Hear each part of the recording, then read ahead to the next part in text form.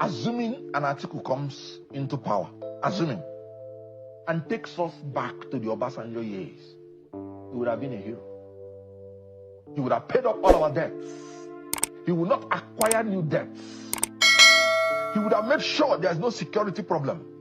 We need a man of conscience who is experienced, who might even be from the old cadre, but has made up his mind that he wants a new Nigeria. If you're expecting a younger person to come in the midst of these sharks, they will swallow him up. And I'm telling you, an Obama can come to Nigeria and will not win election. Not because people will not vote for him, but they will steal it from him.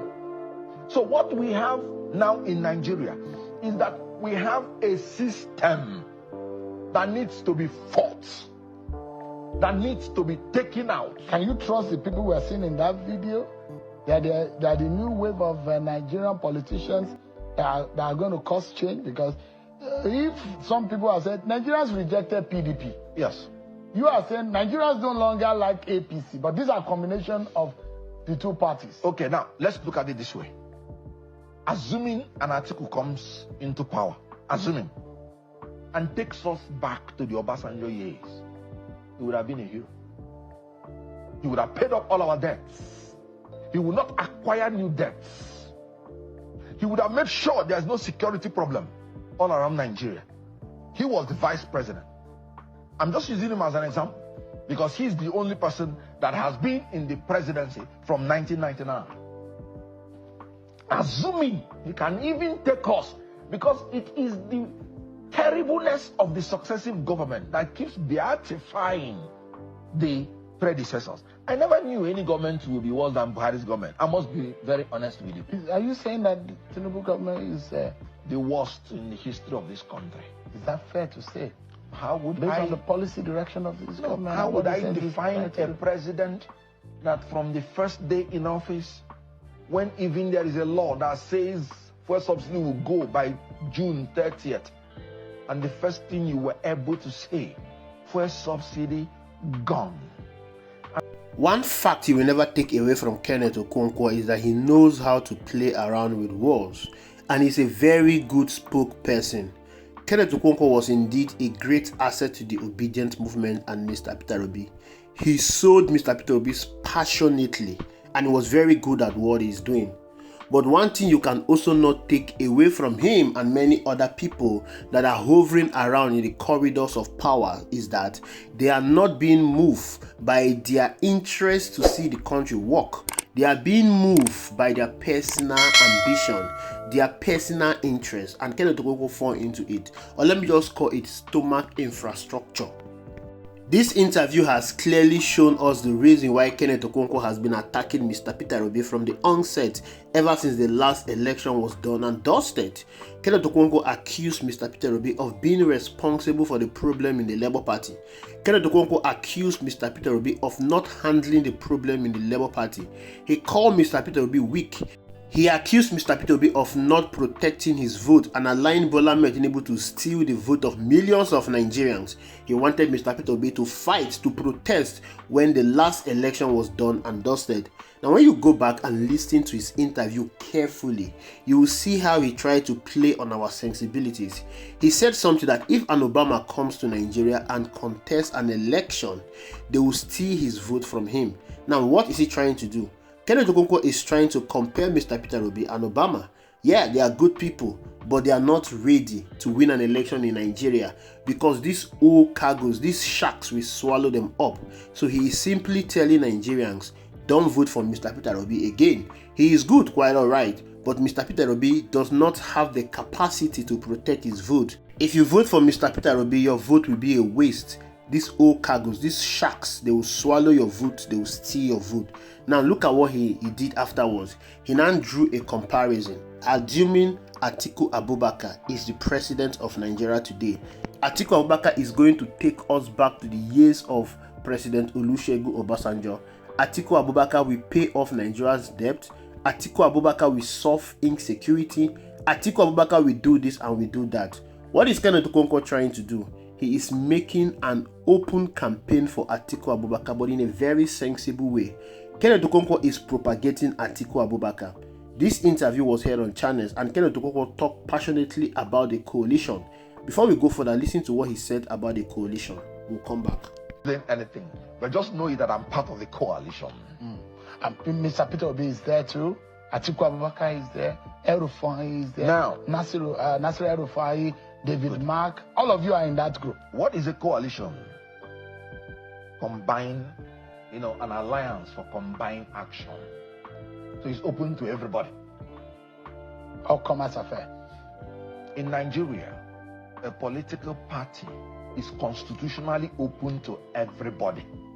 Now, if you want to be a part of a coalition, nobody's going to stop you. But at this stage of talking, you will know that there will always be different layers of talking, different committees set up. But I can tell you, the engine rooms of this coalition, a lot of them you don't even know. APC will not know what hits them coming 2027. Where that there are those who are saying that the chairmanship, the pro tem chairman is a southern man. It means that there's a likelihood that the new coalition presidential candidate might come from the north. I have said it clearly. Nobody is going to stop anybody from contesting for the presidential ticket in the coalition. Nobody. So an El-Rufai can be a candidate. If he wants to, Atiku can be a candidate. Yes. Even when there is a Buhari of 8 years, Bola Tinubu of 4 years. And that is would there be a balance in the minds of Nigerians? No. Let's come. That is why I am going to support, after this time around, one term for any executive position, one term of 6 years. Because these 2 terms bring us into confusion when somebody has taken 1 term. Why? Politicians have shown that it's very difficult to trust, even when the person promises 1 term. So if somebody had taken a term from the south and it is in the middle of the game and the person is not performing like Tinubu, you're going to get into a problem. If you get another southerner, he's going to be there for 8 years. Alright, did you listen to him carefully? This is Kenneth Okonkwo being clever by half. Now, it is very obvious that what Kenneth Okonkwo is trying to propagate, or what he's trying to say, is the message of Atiku Abubakar. Remember, Atiku Abubakar has already proposed a 1-term presidency. He just wants to get there. And Atiku Abubakar has asked Mr. Peter Obi to be his vice president, which Mr. Peter Obi has turned down.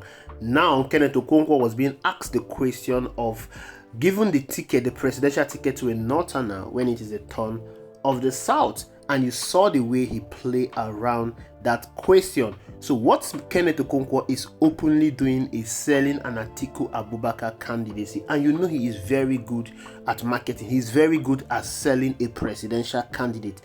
By the way, I have no problem with Kenneth Okonkwo working for anyone or trying to sell any presidential candidate. It's his life, it's his career.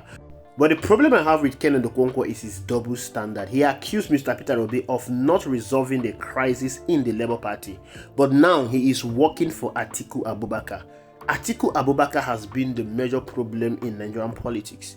Atiku Abubakar was a problem prior to the 2015 general election that led to PDP and Goodluck Ebele Jonathan losing that election. Atiku Abubakar is the problem of the PDP. Atiku Abubakar has not been able to resolve the problem in the PDP, but rather he has jumped from the PDP and entered a coalition, and there's a new party that has been formed that is called ADA, and Atiku Abubakar is fully responsible for that crisis in the PDP. Atiku Abubakar had problem with his former boss Olusegun Obasanjo. So why is Kenneth Okonkwo now working for Atiku Abubakar? The same person that is an instigator of problem, the same person that could not even resolve the crisis in the PDP. Why is he accusing Mr. Peter Obi and yet working for the same person that is doing the same thing he accused Mr. Peter Obi of? And mind you, Kenneth Okonkwo has been accusing and attacking Mr. Peter Obi unprovoked. Whatever he accused Mr. Peter Obi of, Mr. Peter Obi is not responsible for it. Peter Obi is not the cause of the crisis in the Labour Party. Peter Obi joined Labour Party barely 6 months to the general election, and they won that election, but they were rigged out of power. And he tried to galvanize that party. You don't expect him to automatically solve a problem that has been existing in the Labour Party.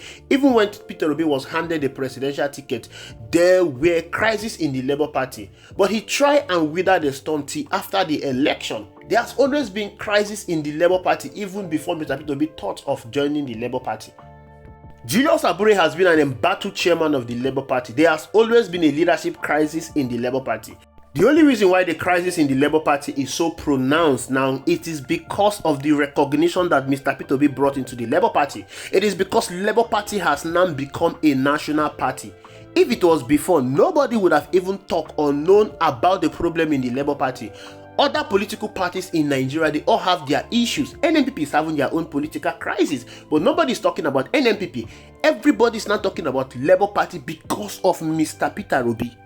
Like I said, Peter Obi did not cause the crisis in the Labour Party. Kenneth Okonkwo just formulated all of that because he was acting out of script. Yes, he had an agenda against Mr. Peter Obi, and this interview he granted just showed his agenda, his bias against Mr. Peter Obi. He wanted to leave Mr. Peter Obi and work for Atiku Abubakar. But as a Nigerian that he is, he could not live quietly. He had to instigate a so-called crisis, attack Mr. Peter Obi unprovoked, because Mr. Peter Obi is the only challenger to all of these politicians that are hovering around in the coalition. If Mr. Peter Obi failed to be in that coalition is failed, dead on arrival. So because Mr. Peter Obi has not agreed to work with them, they are looking for every possible means to break his rank. And they think breaking Mr. Peter Obi's rank will garner the vote and support from the obedient movement into the coalition. Look at Kenneth Okonkwo saying everyone is free to contest the primary in the coalition. That is their first mistake. Their major mistake in that coalition is because they don't have a clear goal and agenda. When APC was formed prior to the 2015 general election, they had a clear goal and an agenda. And that agenda was to hand the presidential ticket to President Muhammadu Buhari, who has a block vote of 12 million, domiciled in the core north, the northwest and the northeast. You have someone like Mr. Peter Obi that has the obedience movement, an independent candidate that secured 6 million block vote in the last election. We are talking about a 6 million block vote that was allocated to him by INEC. We all knew that Mr. Peter Obi has more votes. You have someone like that, and you cannot even have a clear agenda and mission to hand him over the presidential ticket. You are talking about an El-Rufai and Atiku Abubakar. What can Atiku Abubakar and El-Rufai do in an independent election? Can they go head to head with Mr. Peter Obi to secure massive vote and support from the people? Absolutely no.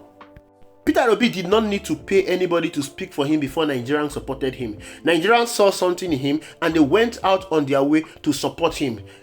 Recruiting Kenneth Okonkwo and all the best spokesperson in this country to come and speak for the coalition and speak for a presidency of Atiku Abubakar is not going to give that coalition a success. The reason why APC succeeded was because they had a clear vision, they had a clear purpose, and they handed over the presidential ticket to President Muhammadu Buhari. The only reason why this coalition will succeed is if they choose a southern candidate. Not just a southern candidate, but Mr. Peter Obi. Why Mr. Peter Obi? Because he is the only opposition politician in Nigeria now that can go head to head with Bola Ahmed Tinubu. The only opposition politician in Nigeria right now that has a block vote of enthusiastic youth. The only opposition politician in Nigeria right now that can garner vote from across the country. We are talking about an opposition leader whose popularity, whose support is not domiciled in a particular region. Atiku Abubakar's support is domiciled in the north. But Mr. Peter Obi's support is cut across the country.